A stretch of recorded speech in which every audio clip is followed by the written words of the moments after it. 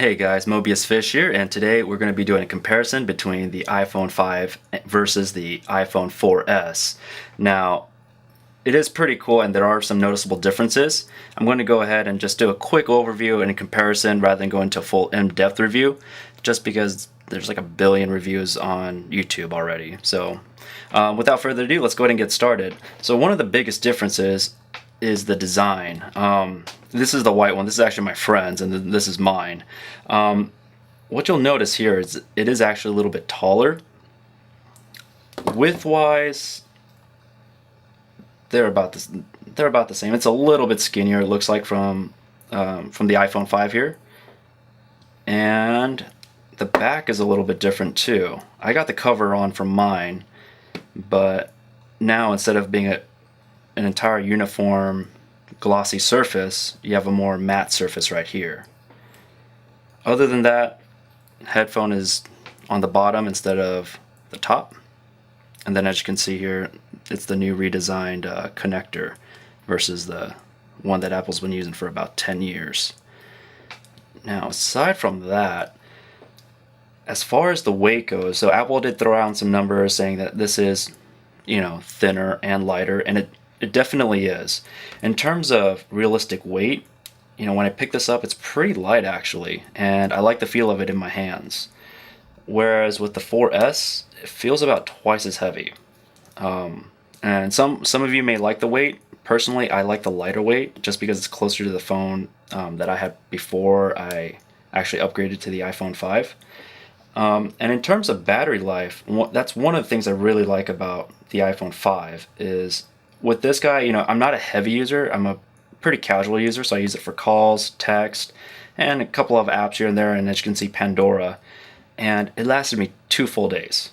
So that's pretty impressive for a smartphone with all the power that this guy has. Whereas for the 4S, I've heard that usually, you got to charge it by the end of the day, which is still fine, but just having that extra little bit really helps. And they also put in the A6 processor card in here, so it's going to have better processing speed, so it's going to be able to run various apps a little bit more smoother. One of the other big things is I don't have enough apps to show you here, but because of the increased height, let's just do that. You're going to be able to get 5 rows here versus the standard 4. And the other cool thing about the iPhone 5 is when you go into phone mode and you're ready to dial,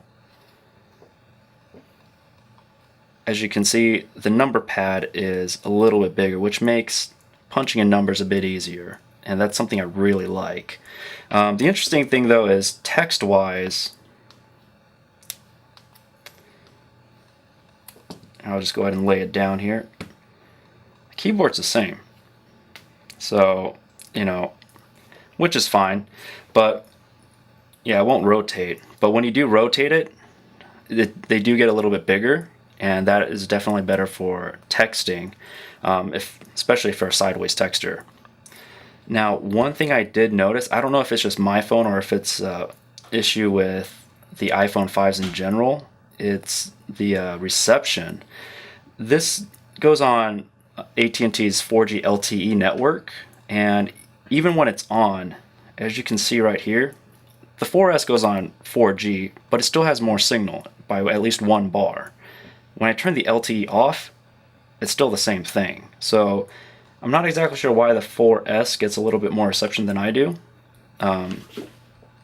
But yeah, as long as for me, as long as it makes the calls and sends the text, that's all I really care about. For some of you out there, it may, be a deal breaker. And aside from that, that pretty much covers the side comparison. One thing though I like to mention is, this is my first iPhone. The phone that I actually used for 5 years before I upgraded to this was this guy, the Blackberry Curve. And I think that's one of the things I really like about this phone is the weight of it feels pretty similar to this. It's a little bit heavier, but not as heavy as the 4S. And one thing I do admittedly miss about using a cell phone is, the keypad. It's, while the iPhone's autocorrect is great, for me, touching a real keypad, there's just no comparison. And This also feels a little bit more friendly on the ears as well, just because it's a little contoured.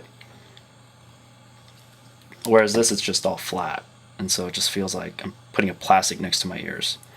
But other than that, it's a great phone. I really like it. So yeah, if you're on the fence about getting an iPhone 5 or not, you know, hopefully this video will help you out in making that decision. But otherwise, that pretty much covers it. So we'll catch you guys later with the next review.